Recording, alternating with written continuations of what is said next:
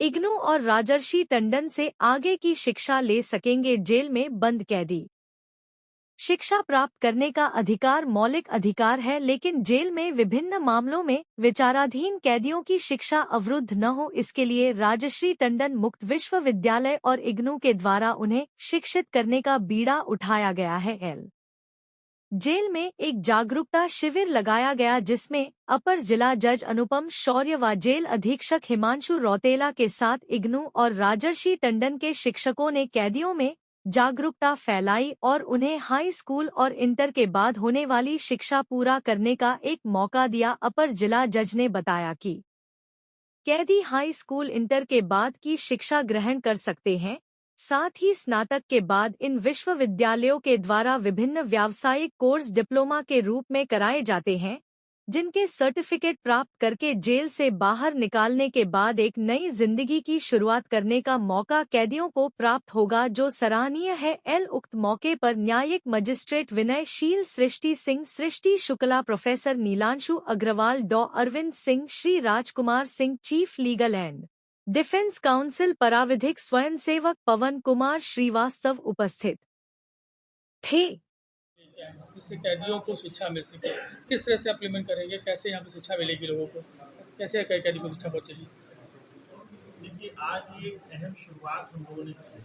शुरुआत इसीलिए है कि बंदियों को शिक्षा मिल सके और इनकी व्यावसायिक शिक्षा भी इनको मिल सके, जिससे कि एक दिन ऐसा आएगा जब वो लोग यहाँ से निकल के जाएंगे, बाहर सोसाइटी के साथ रहेंगे, तो सोसाइटी के साथ रहेंगे तो उनमें इतनी कुव्वत होनी चाहिए, इतनी काबिलियत होनी चाहिए कि अपने लिए 4 पैसे कमा लें या अपने परिवारों में लौट के जाएंगे, उनके साथ भी जीवन जिएंगे। तब भी इनको शिक्षा की या वोकेशनल ट्रेनिंग की या कुछ ना कुछ certificate course, diploma course, degree course होगा इनके हाथ में, तो उसके ज़रिए कहीं ना कहीं रोज़गार अपना ले सकते हैं और रोज़गार खोजने के बाद 4 पैसे कमा सकते हैं, अपना जीवन शांतिपूर्ण तरीके से समाज के साथ मिलकर चला सकते हैं।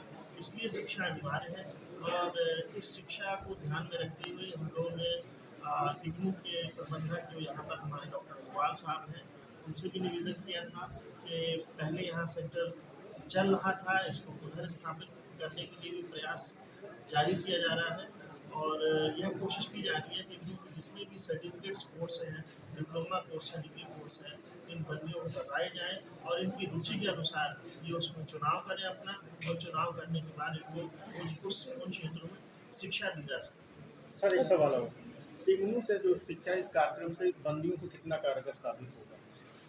देखिए, अभी मैंने कहा डिटेल में कि कारगर साबित होगा। हम लोगों को आशा के साथ आगे बढ़ना है, इसलिए बढ़ना है कि माना कि जीवन कठिन है, लेकिन शिक्षा ही ऐसा एक शस्त्र है जिसके ज़रिए हम इसे आसान बना सकते हैं और शिक्षा अगर होगी तो हम हर क्षेत्र में सफल हो सकते हैं, अपने जीवन में खुशहाली ला सकते हैं और इनके जीवन में भी एक अंतर ला सकते हैं, बंदियों के जीवन में अंतर ला सकते हैं।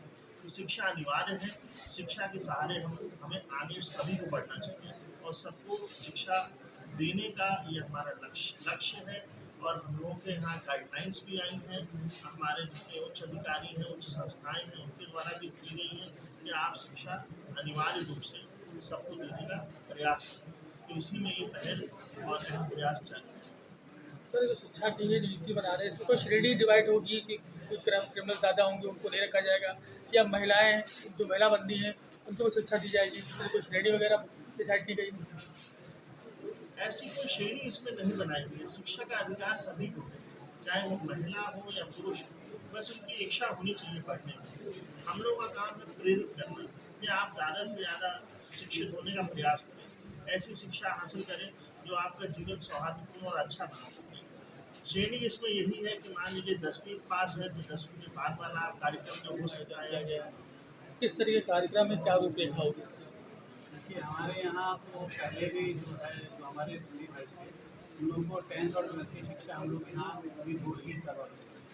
मुझे ये बताया गया था कि पूर्व में यहाँ पे इग्नू की क्लासेस भी चलती थी, संभवतः कोविड के दौरान ये सब बंद हुआ है। तो अनुपम सर हमारे पास हर हफ्ते मतलब 2 बार कम से कम आते ही आते थे और आपके जो है अथक प्रयास से आपने ये हम लोगों ने ये सोचा कि जो कार्यक्रम यहाँ पे बंद हो चुके हैं उसको दोबारा शुरू करें, क्योंकि देखिए आज की तारीख में अब जो बंदी है उसके लिए सुधार वाला एंगल है वो ज़्यादा होता हो। दंडात्मक हुआ करता था, अब वो सुधारात्मक है। तो सुधारात्मक में सबसे अच्छा यही है कि उसको शिक्षा दी जाए और रोजगार उन्हें शिक्षा दी जाए, ताकि वो आगे जा करके अपने जीवन को और बेहतर बना सके। उसके पास एक ऑप्शन रहे, ताकि वो अपराध को दूर कर सके। कई लोग ऐसे हैं जो परिस्थितिवश अपराध में फंस जाते हैं और उनको सिर्फ ये रहता है कि मौका या एक अल्टरनेट हमें मिल जाए तो हम शायद ये जीवन को बदल सकें। इसके लिए हमारे यहाँ कौशल विकास के तहत भी कार्यक्रम चलाए जाते हैं और सर की जो है इस शुरुआत से जो है मुझे पूरा यकीन है कि हमारे बंदी भाई और भी कई तरह के कोर्सेज कर पाएंगे, जिससे कि आगे जाके भविष्य में वो यहाँ से एक अच्छे नागरिक बन सकें और अपने जीवन में एक मोड़ ला सकें, महत्वपूर्ण मोड़ ला सकें। सर, शिक्षा को लेकर के जो है ये क्या सजा याफ्ती बंदियों के लिए शिक्षा है या फिर जो भी बंदी है सभी के लिए? देखिए ऐसा है, जैसे इग्नू है और राष्ट्रीय टंडन जैसे मुक्त विश्वविद्यालय हैं, इनमें ऐसा नहीं है कि आप जेल में रहेंगे तभी तक आपकी शिक्षा रहेगी। अगर मान लीजिए कोई हवालाती बंदी है या विचाराधीन बंदी है, वो यहाँ से कोई अपने फॉर्म भर लेता है, कोई एक शिक्षा शुरू करता है, तो छूटने के बाद भी उसे शुरू कर सकता है।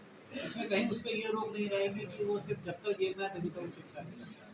और जो हमारे यहाँ कैदी भाई हैं, कैदी भाई तो खैर सबकी सीमा है कि वो इतने समय तक रहेंगे तो उस हिसाब से वो अपने कोर्सेज को ऑप्ट कर सकते हैं। और जैसे कि अभी डॉक्टर अग्रवाल ने हमें बताया कि कम से कम 6 महीने का कोर्स यहाँ पे कराया जाएगा।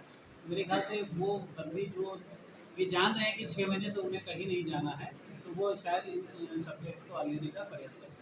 सर एक सवाल और है, क्या अंदर यहाँ पर क्लासेस चलाई जाएंगी या फिर उनको अलग समय दिया जाएगा पढ़ने के लिए? क्योंकि जिस तरह से जेल में अंदर काम होते हैं, इस दौरान अगर बच्चे पढ़ते हैं या कैदी पढ़ते हैं तो क्या प्रभावित नहीं होगा?